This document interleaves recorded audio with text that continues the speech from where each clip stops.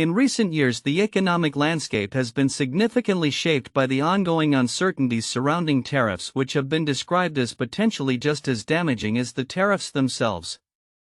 A new analysis from The Economist highlights how these uncertainties, particularly in the American context, are creating a precarious environment for businesses and investors alike as companies grapple with fluctuating trade policies and potential retaliatory measures.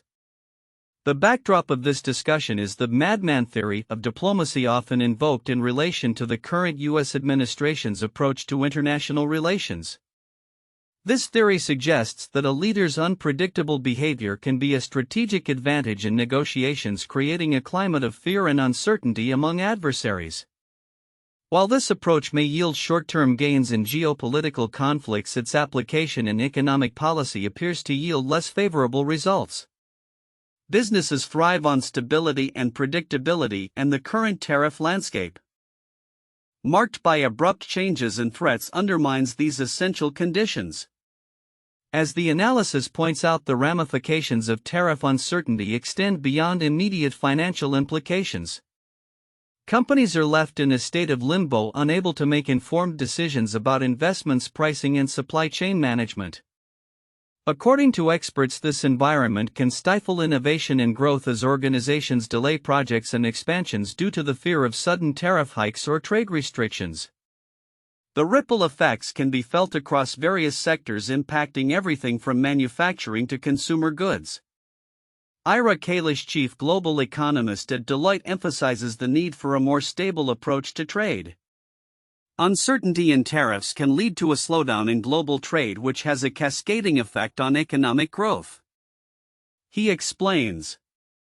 This sentiment is echoed by numerous economists who argue that a cooperative international trade framework would better serve the interests of all parties involved rather than a confrontational stance that breeds insecurity. The situation has also prompted discussions about the long-term strategies companies should adopt in response to this volatility. Many are considering diversifying their supply chains or seeking alternative markets to mitigate risks associated with sudden tariff changes. This shift in strategy, while potentially beneficial in the long run, requires significant adjustments and can incur substantial costs. As we move forward, the pressing question remains: will the U.S. pivot towards a more stable and predictable trade policy, or will the environment of uncertainty persist? The stakes are high, as continued instability could not only disrupt domestic markets but also alter global economic dynamics. The potential for a more collaborative approach to international trade remains, but it will require a concerted effort from policymakers to restore confidence among businesses and investors. In conclusion, while the geopolitical maneuvering may have its merits in certain contexts, the economic ramifications of tariff uncertainty cannot be overstated. As businesses navigate this challenging landscape, the hope is that a shift towards greater predictability and cooperation will emerge, fostering a healthier economic environment for all stakeholders involved. As the world watches closely, the future of trade policy will undoubtedly play a crucial role in shaping not only the U.S. economy but the global market as a whole. In an era where military effectiveness is often scrutinized against the backdrop of complex geopolitical conflicts, the relevance of historical military theories comes into sharp focus. Robert Williams, a historian and Army University Press scholar, raises a provocative challenge to long-standing military doctrine in his recent essay, "It's Time to Ditch Huntington." He argues that the ideas of Samuel Huntington, particularly his concept of objective control in civil-military relations, have hampered the U.S. military's success in modern warfare, especially in protracted conflicts. Huntington's seminal work, The Soldier and the State, published in 1957, has been a cornerstone of military thought for decades. His theory posits that a clear separation between military and political spheres allows for a more effective military establishment. However, Williams contends that this separation is a critical misstep. He argues that the military's autonomy as prescribed by Huntington has led to a disconnect between military operations and the political realities that underpin them. All war is political, Williams states, emphatically underscoring that military decisions cannot be divorced from their political implications. Williams critiques the military's self-imposed boundaries, suggesting that this mindset has contributed to failures in recent conflicts, notably in Iraq and Afghanistan. He references the post-9/11 military engagements where the U.S. military's focus on conventional warfare left it unprepared for the complexities of counterinsurgency and nation-building. The Army chose its potential mission set and had a very professional force well prepared for that one mission type, he writes, highlighting a pattern of preparing for preferred conflicts rather than adapting to the unpredictable nature of warfare. Furthermore, he points to the cultural implications of Huntington's theories, noting that they have fostered an aversion to political discourse within military ranks. Officers under the influence of Huntingtonian principles tend to regard political considerations as antithetical to their professional roles. This has created an environment where military leaders are hesitant to engage in the political discussions necessary to inform their strategies. Risa Brooks, cited by Williams, articulates this concern, indicating that the apolitical stance encouraged by Huntington has led to an officer corps that is ill-equipped to navigate the political dimensions of contemporary warfare. Williams calls for a paradigm shift away from Huntington's ideal of autonomy toward a model that recognizes the intertwined nature of military and political spheres. He argues that military leaders must embrace their role as political actors who can provide military advice without sacrificing their professional integrity. If the Army is to succeed in its next war, it's time to ditch Huntington, he asserts, advocating for a more integrated approach to military strategy that acknowledges the political stakes involved in military operations. The implications of Williams' argument extend beyond mere military doctrine. They challenge the fundamental structure of civil-military relations in the United States. The U.S. military's historical inability to adapt to the realities of modern warfare has raised questions about accountability and the effectiveness of military leadership in achieving national objectives. By shifting away from Huntington's model, Williams envisions a military that is better equipped to engage with civilian leaders and adapt to the complexities of contemporary conflicts. As the U.S. military continues to navigate an increasingly intricate global landscape, the calls for reform in military thought and practice become ever more urgent. The need for an integrated approach where military actions and political considerations inform one another may very well determine the success of future military engagements. In a world where the lines between military and political efforts are continually blurred, Williams' challenge to rethink long-standing doctrines poses significant questions about the future of military strategy and the role of the U.S. Armed Forces in global affairs. In an era where environmental concerns are at the forefront of global discussions, recent research has illuminated the alarming rise of lung cancer among individuals who have never smoked, with air pollution cited as a significant contributing factor. This development not only highlights the evolving landscape of cancer epidemiology but also underscores the urgent need for policy changes to address air quality issues. According to a study conducted by the International Agency for Research on Cancer, lung cancer is now the fifth leading cause of cancer deaths among never-smokers worldwide.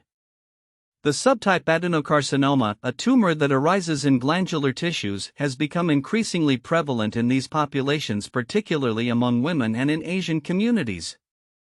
In 2022, nearly 200,000 cases of adenocarcinoma, which constitutes about 15% of all cases, were attributed to air pollution. As smoking prevalence continues to decline in many countries worldwide, the proportion of cancer in people who have never smoked has increased, the researchers noted.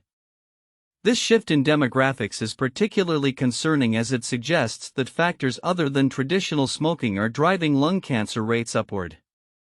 The findings published in the Lancet Respiratory Medicine emphasize that air pollution is a critical risk factor, especially in regions like East Asia and China, where environmental conditions exacerbate health issues. The researchers also pointed to household exposure to solid fuels used for heating and cooking, which is particularly relevant to rising cancer cases among Chinese women who have never smoked. With an estimated 1.6 million new cases of lung cancer reported in men and nearly 910,000 in women in 2022, the need for effective preventive measures becomes pressing. Cancer Research UK estimates that there are about 50,000 new lung cancer diagnoses each year in the UK alone, making it the third most common cancer in the country. The Health Secretary Wes Streeting has acknowledged the critical state of cancer care, calling for collaborative efforts among cancer experts, medical professionals and survivors to shape a national cancer plan aimed at improving survival rates and patient care. The tough reality is that after years of neglect, too many patients face long waits, delayed diagnoses and critical gaps in the urgent care they so desperately need, he stated.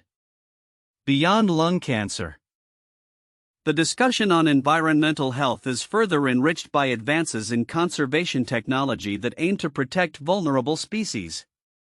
In a recent breakthrough, researchers have begun employing thermal drones to monitor elusive species such as Bennett's tree kangaroos in Australia. This innovative approach allows scientists to detect these rare marsupials in their treetop habitats more effectively than traditional methods, which often fail due to the dense rainforest environment. Using drones equipped with infrared cameras, researchers at the Daintree Rainforest Observatory were able to identify 6 Bennett's tree kangaroos in under an hour, an unprecedented achievement in tracking these animals. Notably, the drones provided insights into their feeding habits and behaviors without disturbing their natural activities.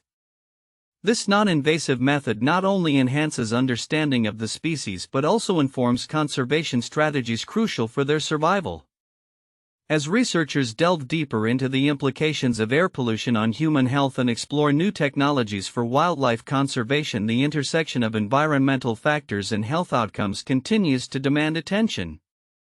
The urgency for comprehensive air quality management programs and innovative conservation efforts cannot be overstated, as these initiatives hold the key to safeguarding both human and ecological health. Looking ahead, the integration of environmental health considerations into public policy and conservation practices will be vital. The path forward lies in enhancing awareness, promoting sustainable practices, and leveraging technology to forge a healthier future for all living beings. In recent months, the landscape of diversity, equity, and inclusion (DEI) initiatives in corporate America has undergone a seismic shift, driven largely by political forces and a changing public sentiment. Companies are re-evaluating their commitments to DEI programs as backlash against these policies has intensified, particularly under the Trump administration's renewed focus on rolling back such initiatives. This shift has not only affected corporate strategies but also triggered broader discussions about the future of workplace diversity. On February 5, 2025, Google became the latest tech giant to announce its decision to eliminate aspirational goals related to workforce representation, sparking conversations about the implications of such a move. In an email to staff, the company indicated that it would be reassessing its DEI programs, although it plans to maintain resource groups for underrepresented employees. This decision follows a trend among major companies including Target and Amazon, which have similarly scaled back their DEI commitments in response to political pressures and changing public attitudes. The backdrop for these corporate transformations is President Donald Trump's administration, which has launched a full-scale assault on DEI initiatives. Shortly after assuming office for his second term, Trump signed an executive order mandating the elimination of DEI programs within the federal government and threatening repercussions for private entities that continue to employ such practices. Attorney General Pam Bondi has been vocal in her support of these measures, stating that the Justice Department will actively investigate and penalize illegal DEI preferences at institutions receiving federal funding. The legal environment surrounding DEI has also shifted notably following the Supreme Court's decision in the Students for Fair Admissions versus Harvard case, which ruled against race-based affirmative action in college admissions. This ruling has emboldened critics of DEI, who argue that such programs are discriminatory and contrary to principles of meritocracy. High-profile figures including billionaires Bill Ackman and Elon Musk have joined the anti-DEI movement, further fueling the backlash against companies perceived as woke. While many organizations have chosen to roll back their DEI initiatives, some like Costco and Delta Airlines have maintained their commitments, arguing that diversity is essential for business success. Costco's shareholders overwhelmingly rejected proposals to review the company's DEI policies, signaling a strong support for the initiatives among stakeholders. Cisco's CEO Chuck Robbins pointed out that a diverse workforce adds significant value, suggesting that the current backlash may not reflect the views of all corporate leaders. The impact of this DEI rollback is multifaceted. Critics argue that dismantling these programs undermines the progress made since the social upheavals of 2020. While advocates for the rollback contend that it restores merit-based hiring practices. As businesses navigate this contentious landscape, they face the challenge of balancing social responsibility with political realities. Looking ahead, it remains to be seen how this evolving narrative will shape corporate America. With the Biden administration poised to take a different stance on DEI, future policies may either reinforce or further challenge the current trend.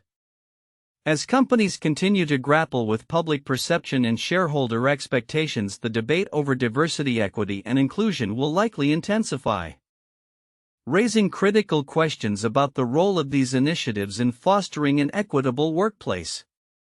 The outcomes of these discussions will not only define corporate strategies but also influence the broader societal landscape in the years to come. Wynn Resorts has once again asserted its dominance in the hospitality and gaming industry by securing a spot on Fortune magazine's World's Most Admired Companies list for 2025.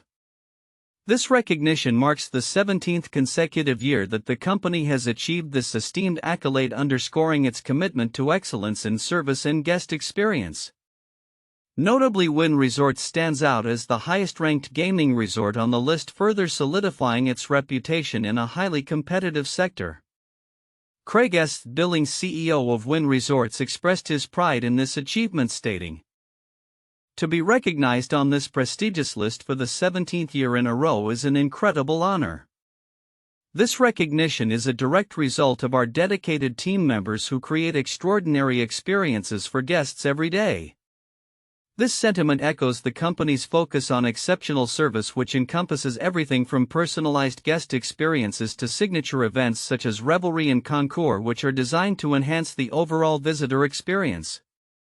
Fortune magazine, in collaboration with Korn Ferry, compiles the World's Most Admired Companies list through a rigorous survey process involving industry executives, directors, and analysts.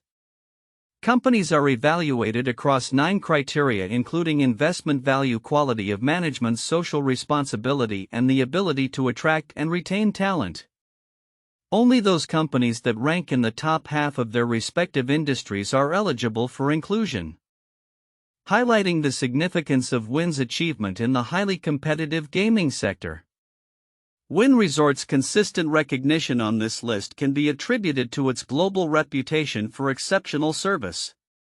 The company's emphasis on high-quality products and services has not only earned it accolades but has also enhanced its ability to attract a loyal customer base. The strategic initiatives undertaken by Wynn Resorts reflect a broader trend in the hospitality industry, where guest experience and service quality have become paramount in driving brand loyalty and profitability. As Wynn Resorts continues to navigate the complexities of the global market, the implications of this recognition extend beyond mere accolades. It reinforces the company's strategic direction and commitment to innovation and excellence in service, which are critical factors in sustaining its competitive edge. With the gaming and hospitality landscape constantly evolving, the recognition from Fortune magazine serves as both a validation of past successes and a motivating force for future endeavors. Looking ahead, Wynn Resorts is poised to leverage this recognition to further enhance its offerings and continue setting industry standards. As the company embarks on new ventures and seeks to expand its footprint in the global market, the commitment to exceptional service and guest experience will undoubtedly remain at the forefront of its strategy. This recognition is not just a moment of celebration but a stepping stone towards greater achievements in the years to come. In an era where financial literacy is increasingly recognized as essential for future success, Bloomberg has taken significant strides to enrich educational experiences for students globally. The company recently concluded its annual Global Trading Challenge, which engaged over 240 participants from 46 countries. This virtual investment competition empowers students to manage a simulated portfolio of $1 million virtual US dollars utilizing the sophisticated Bloomberg terminal to inform their trading strategies and market analyses. The 2024 edition of the challenge saw participants explore a vast universe of more than 10,000 global stocks, allowing them to apply theoretical knowledge in a practical competitive environment.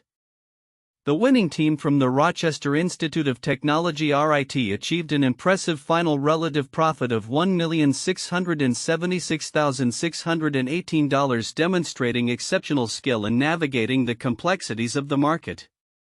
Team members Rosa Kaufman-Carter-Tack and Evan Mako, who come from diverse academic backgrounds in software engineering, finance, and Japanese, expressed their enthusiasm for the depth of resources available through the Bloomberg terminal.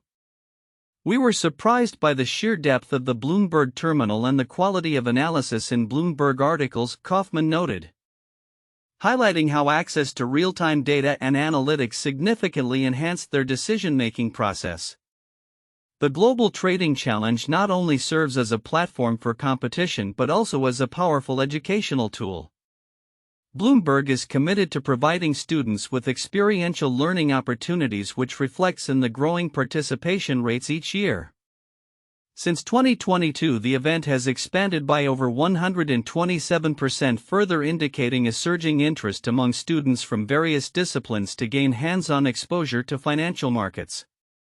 This year's participants received access to Bloomberg.com to incorporate real-time market news into their strategy, noted Emily Peruzzi, Bloomberg's global head of user support. This integration of real-time news into the learning experience is crucial, as it enables students to stay informed on market fluctuations and trends that impact their trading decisions. The challenge has become a valuable resource for educators seeking to enhance business and financial learning through real-world applications. It not only attracts finance majors but also engages students from non-financial backgrounds, creating an inclusive environment for learning and collaboration. RIT's professor of finance Hao Zhang emphasized the importance of practical learning and teamwork, which are integral to the curriculum at the Saunders College of Business. This win reinforces the value of practical learning and teamwork, which are core elements of our curriculum, he stated, underscoring the university's commitment to equipping students with the skills necessary to thrive in a competitive landscape. Furthermore, Bloomberg's educational initiatives extend beyond the trading challenge. The company offers a variety of certificate courses through its Bloomberg for Education portal, including Bloomberg Market Concepts and Environmental, Social and Governance (ESG) training. These courses are designed to provide students with foundational knowledge and terminology essential for navigating financial markets regardless of their major. As the demand for financial education continues to grow, Bloomberg's Global Trading Challenge exemplifies the company's dedication to fostering the next generation of financial professionals. The initiative not only prepares students for careers in finance but also instills a broader understanding of economic dynamics in a rapidly changing world.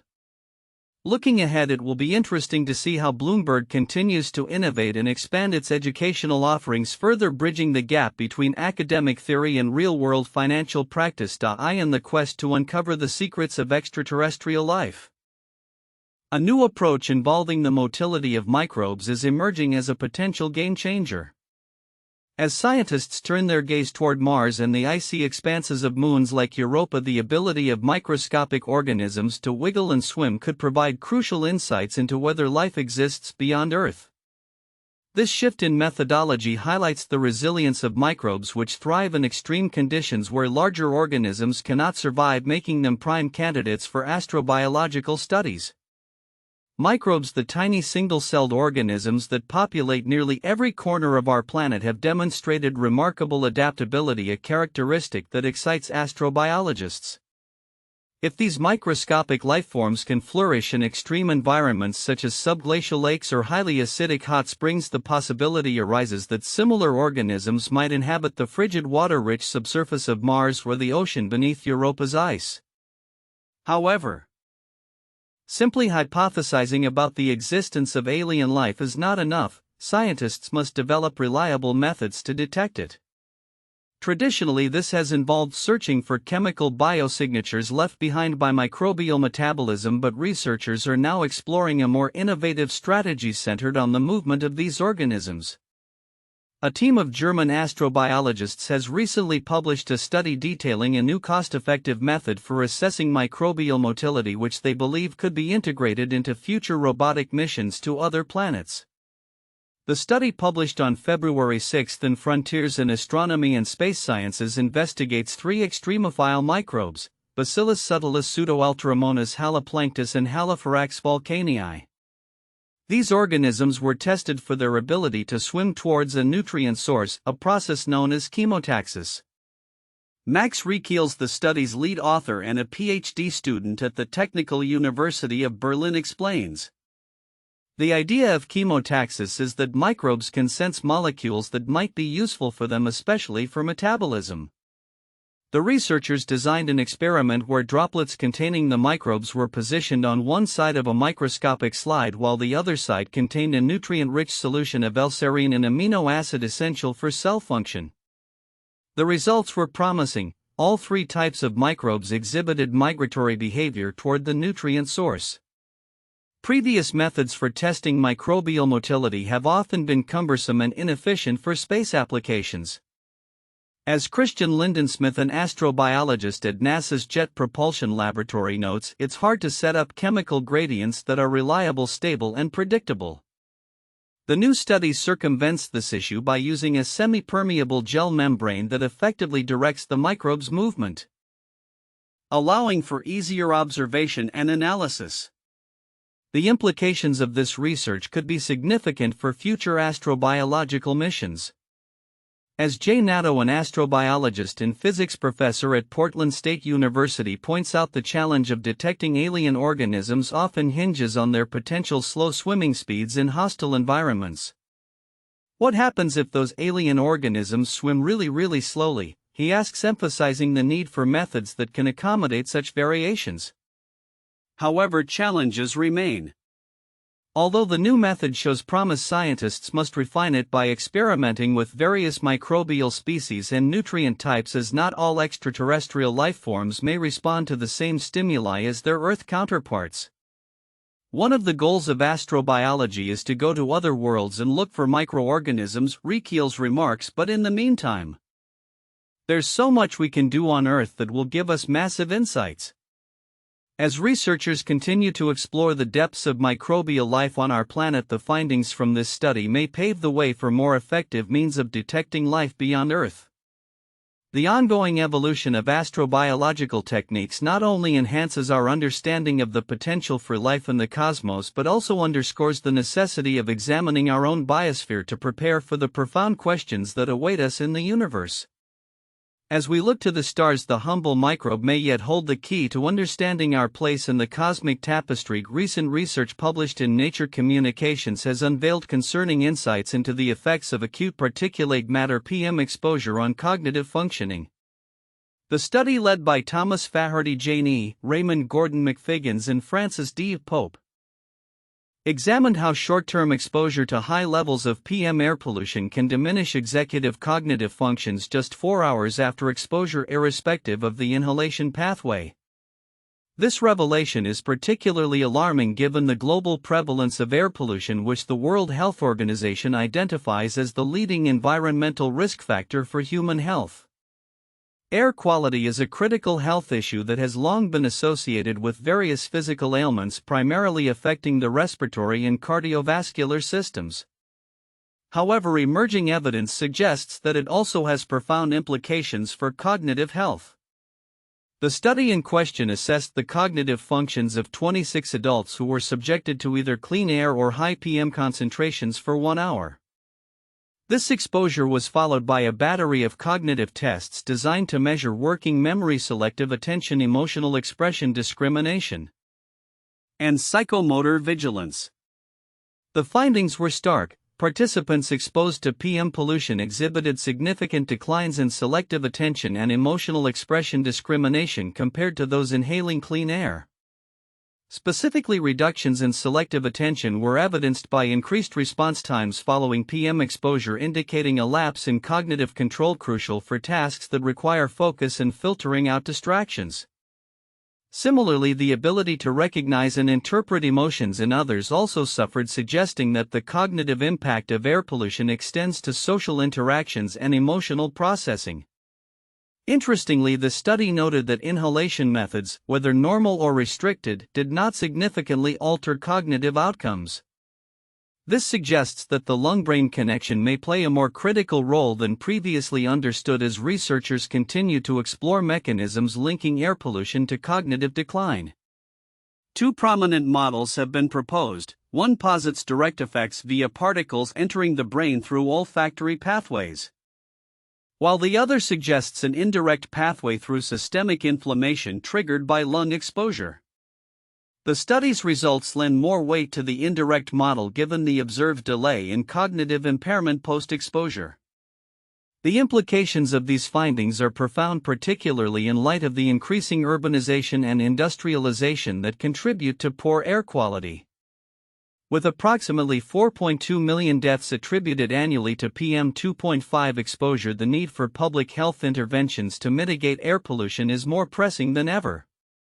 This research underscores the necessity for policy changes aimed at improving air quality and protecting vulnerable populations, particularly those with pre-existing health conditions or living in polluted environments. As we grapple with these findings, the question remains: how can we effectively shield ourselves from the cognitive repercussions of air pollution? Future research must delve deeper into the long-term effects of both acute and chronic exposure, particularly on at-risk populations such as the elderly, children, and individuals with pre-existing cognitive impairments. Additionally, understanding the nuances of inhalation pathways could guide the development of targeted strategies to reduce exposure and bolster cognitive resilience against the backdrop of rising pollution levels. In conclusion, as we move forward, it is vital to maintain a dialogue about air quality and its broader implications for mental health. The recent study not only sheds light on the immediate effects of PM exposure but serves as a clarion call for action against the growing threat of environmental pollutants to cognitive health. As researchers continue to unravel the complexities of how air quality impacts our brain function, society must prioritize clean air initiatives to safeguard future generations. In recent years, the concept of corporate purpose has gained significant traction among business leaders, who increasingly view it as essential for connecting with stakeholders and addressing societal challenges. However, as we enter 2025, the landscape for purpose-driven initiatives has shifted dramatically. Companies now face heightened scrutiny from the public, leading to customer boycotts, political controversies, and investor skepticism. These developments have forced leaders to reconsider their strategies, prompting a pivotal question: are their purpose initiatives truly effective? In a comprehensive study published in the Journal of the Academy of Marketing Science, researchers Christopher P. Blocker, Joseph P. Cannon, and Jonathan Z. Ojung provide a framework for organizations to evaluate their purpose-driven initiatives. Drawing insights from 3 years of interviews with 33 senior leaders across various industries, the study identifies 2 key dimensions critical to assessing organizational purpose: impact substance and impact signal. Understanding where a company stands along these axes can offer clarity on whether its initiatives should be adjusted, abandoned, or intensified.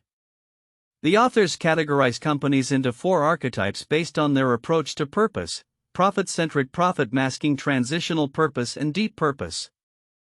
Profit-centric organizations prioritize profitability above all else, often viewing purpose as a distraction. Conversely, profit-masking companies invest heavily in marketing their purpose while lacking substantial operational changes to support their claims. Transitional purpose organizations focus on meaningful changes but minimize external signaling to build credibility. Deep purpose organizations, however, integrate purpose into their core identity and strategy, creating value for stakeholders and fostering long-term competitive advantages. Identifying an organization's position within this framework requires an honest evaluation of its commitments to both impact substance and impact signal. For example, Target's approach to inclusivity during Pride Month highlights the risks of profit masking, as strong messaging was not supported by consistent follow-through, leading to public backlash. In contrast, Wild Planet Foods exemplifies a transitional purpose approach by implementing sustainable sourcing practices while avoiding overpromotion. Organizations often find themselves in a muddy middle, a challenging transitional state where purpose initiatives face both internal and external pressures. Leaders must be aware of common pitfalls such as an over-reliance on signaling, lack of internal alignment, and ambition outpacing execution. For instance, General Motors faced employee resistance amid its transition to electric vehicles, which raised concerns about job security in a shifting industry. To navigate this complex landscape, the framework offers guidance for organizations in each quadrant. Profit-centric companies are encouraged to explore small incremental investments in purpose-driven activities, while profit-masking organizations should shift their focus to operational changes that align with public commitments. Transitional purpose organizations must strike a balance between humility and visibility, identifying moments to share their progress with stakeholders.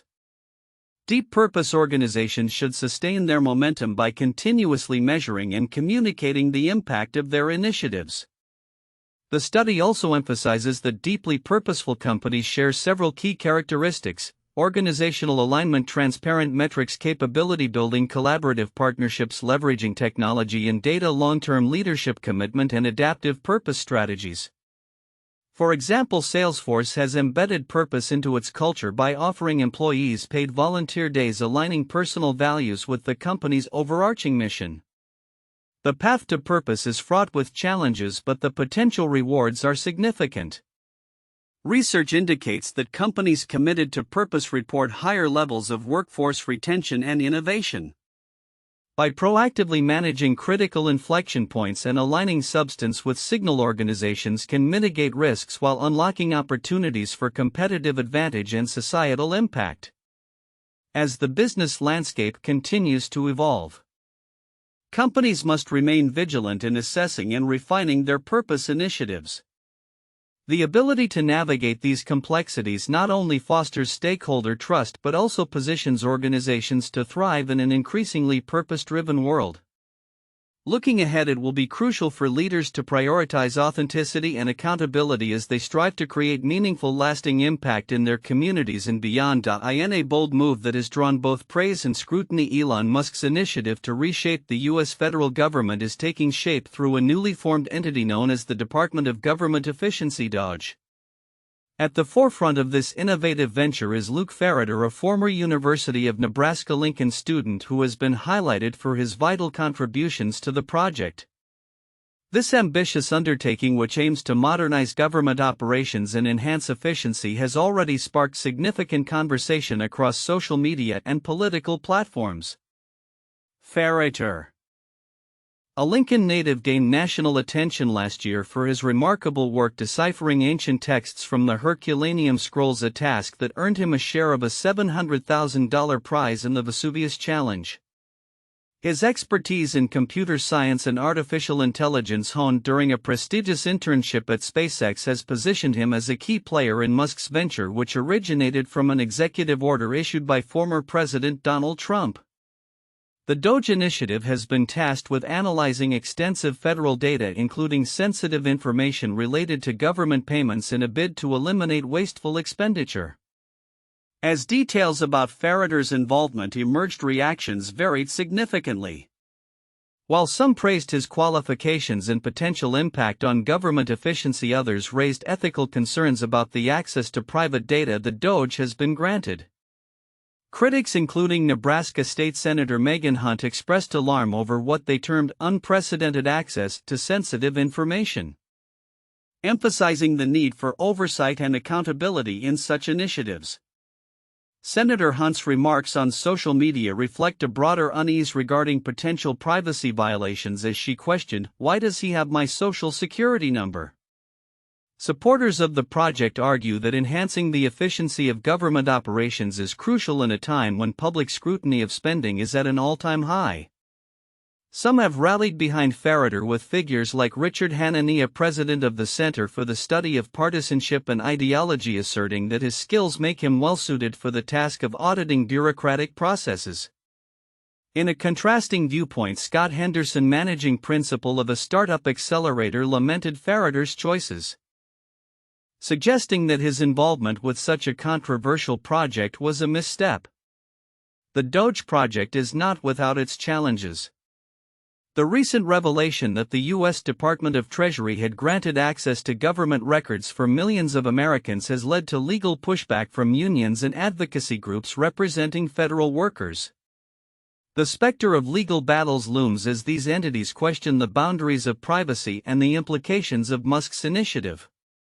As the situation continues to unfold, it remains clear that the intersection of technology and government is becoming increasingly complex. Musk's ambitious vision for a more efficient federal government will undoubtedly face hurdles as it navigates the delicate balance of innovation and privacy rights. The long-term implications of Doge's work, both in terms of operational efficiency and data ethics, will likely influence future governance and technology partnerships in the coming months. As the Doge project progresses, attention will be focused not only on its operational achievements but also on the broader conversations around privacy, governmental transparency, and the role of tech leaders in shaping public policy. The outcome of this venture could set significant precedents for how technology is integrated into governmental functions, potentially redefining the landscape of federal efficiency for years to come. In a series of unfolding international events marked by political tensions and humanitarian concerns, the focus shifts to the Middle East and South Asia. Recent developments in Israel and India have sparked protests, government responses, and significant media attention, reflecting the complexities of geopolitical dynamics in both regions. Israeli Defense Minister Yoav Gallant has instructed the military to prepare plans for the potential relocation of Palestinians from Gaza.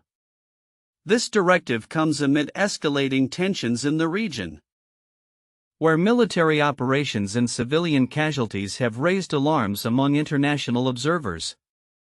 The Israeli government appears to be bracing for an intensified military campaign in Gaza, with Gallant's announcement potentially indicating a controversial strategy aimed at addressing security concerns. The implications of such a move are profound, as it not only affects the immediate humanitarian situation but also raises questions about the long-term viability of peace efforts in the region. Analysts express concern that such actions could exacerbate the already dire humanitarian crisis and fuel further conflict. Meanwhile, in India, opposition lawmakers have staged significant protests in parliament over the alleged mistreatment of 104 Indian deportees returned from the United States. The deportees, who arrived on a U.S. military flight, were reportedly shackled during their journey, prompting outrage from various political factions. Lawmakers, including Congress leader Rahul Gandhi, condemned the treatment, calling it degrading and likening the deportees' experience to that of prisoners. As Gandhi pointedly noted on social media, Indians deserve dignity and humanity, not handcuffs. The Indian government, while acknowledging the issue, has indicated that the use of restraints during deportation is consistent with U.S. regulations. External Affairs Minister Subrahmanyam Jaishankar emphasized that the U.S. has its own rules governing deportations and that the focus should remain on curbing illegal immigration. This incident not only highlights the fraught relationship between India and the U.S. regarding immigration enforcement but also underscores the complexities surrounding the handling of deportees, which have become a focal point of political discourse in India. The backdrop of these events is further complicated by recent statements from Russian officials, who have drawn controversial comparisons between U.S. President Donald Trump's America First policy and Nazi propaganda. Russian Foreign Minister Sergei Lavrov's remarks suggest a strategic move to destabilize the narrative around U.S. policies, framing them as reminiscent of historical totalitarianism. This provocative comparison may reflect Moscow's broader strategy of delegitimizing Western influence while reinforcing its own narrative in the face of international scrutiny. As these developments unfold, the implications for global politics, security, and humanitarian issues remain significant. The situation in Gaza continues to evolve with the potential for escalated conflict and humanitarian fallout. In India, the uproar over deportations could reshape domestic political sentiments and influence diplomatic relations with the U.S. Meanwhile, the rhetoric from Russia serves as a reminder of the geopolitical chess game at play, where narratives are weaponized to serve national interests. Looking ahead, the international community will be watching closely as these situations develop. The responses from governments, particularly in Israel and India, could have lasting impacts on regional stability and international relations. As political leaders navigate these turbulent waters, the call for humanitarian considerations and adherence to international norms remains as urgent as ever. In a groundbreaking development for imaging technology, researchers at Heriot-Watt University in Scotland have unveiled a new device capable of capturing three-dimensional scans of human faces from hundreds of meters away. This innovative LiDAR system not only achieves remarkable detail but also opens up potential applications in various fields, including security and autonomous vehicles. Gus McCarthy, one of the lead researchers, explained that traditional methods of facial recognition often struggle with distance and detail. However, their LiDAR technology utilizes pulses of laser light that bounce off objects, enabling the device to create a highly detailed three-dimensional model of a person's face, including features as small as 1 millimeter deep. From 325 meters away, most people would only be able to distinguish a person's head from their body, but our system can provide intricate details of the face, McCarthy stated. The LiDAR device's precision is the result of meticulous calibration and the integration of advanced components, including a unique light-detecting sensor made from superconducting wire. This innovation allows the system to filter out ambient light, ensuring the accuracy of the images captured. During testing, researchers successfully scanned a colleague's head from both 45 and 325 meters and even managed to image small Lego figures from a distance of 32 meters. In a more ambitious trial, they captured data from a communication tower nearly 1 kilometer away, overcoming challenges posed by the bright background. Feihu Su, a researcher from the University of Science and Technology of China, lauded the team's achievement, noting that the depth resolution of this LiDAR system is the best so far.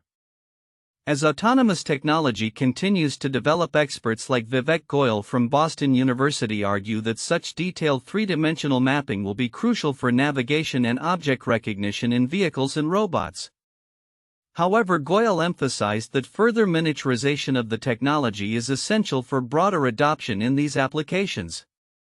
Meanwhile, in a separate domain of technology and culture, George R.R. Martin, famed for his A Song of Ice and Fire series, has made headlines for completing a peer-reviewed physics paper. This academic collaboration with theoretical physicist Ian Tregillis explores the implications of an extraterrestrial virus on human evolution within a fictional universe. The exercise aims to encourage creative problem-solving among advanced physics students by presenting them with unsolved theoretical challenges. As the scientific community continues to navigate the intricacies of climate change, a contrasting narrative emerged from recent discussions led by prominent climatologist James Hansen. In a controversial analysis, Hansen declared the goal of limiting global warming to 2 degrees Celsius dead, arguing that the Earth's climate is more sensitive to greenhouse gas emissions than previously understood. This assertion, while met with skepticism from some experts, highlights the ongoing tensions within climate science regarding future projections and necessary actions. The convergence of advanced imaging technology, the intersection of fiction and science, and the urgent discourse surrounding climate change reveals a rapidly evolving landscape in both scientific and societal realms. As researchers push the boundaries of what is possible, the implications of these developments will likely resonate in various sectors, from environmental policy to technological innovation, shaping the future of how we understand and interact with the world around us.